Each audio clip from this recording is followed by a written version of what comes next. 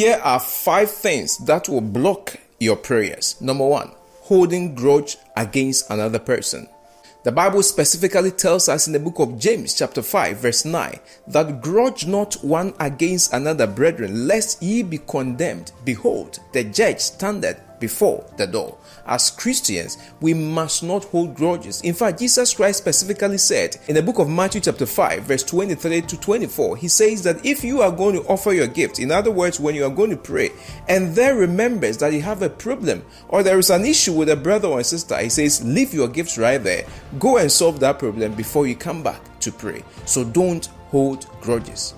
Number 2, when you refuse to forgive, when you live a life of unforgiveness, when you do not forgive others of their sins, your prayers would be hindered. God will not answer your prayers. In fact, when Jesus Christ was answering the question of the disciples on how to pray, Christ specifically said in Matthew chapter 6 verse 12, he says, and forgive us our debt as we forgive our debtors.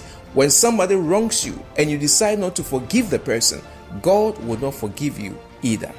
Number 3, when you willfully break the commandment of God. You see, when you live a life of disobedience, God will not listen to any prayers. He says specifically in the book of Proverbs chapter 28 verse 9, he that turneth away his ear from hearing the law, even his prayers shall be an abomination.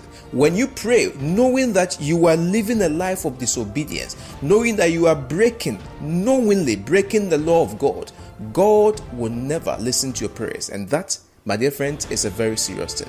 Number 4, when you keep sin in your heart. King David says in Psalm 66 verse number 18, if I had cherished sin in my heart, the Lord would not have listened to me. You see, God's hands, according to Isaiah 59 verse 1 and 2, his hands are not short, neither are his ears dumbed for him to hear us. The problem is that our sin has separated us from God. And the Bible specifically says because of our sin, in Isaiah 59 verse 1 and 2, God cannot hear us. So when you have a sin problem, make sure you confess that sin. Don't keep it to your heart and expect God to help you. Finally, number 5, when you lack faith. When you lack faith, my dear friend, there is nothing you can get from God. In fact, when Jesus Christ went to his hometown, the Bible specifically says that he was not able to do much because the people did not have faith in him.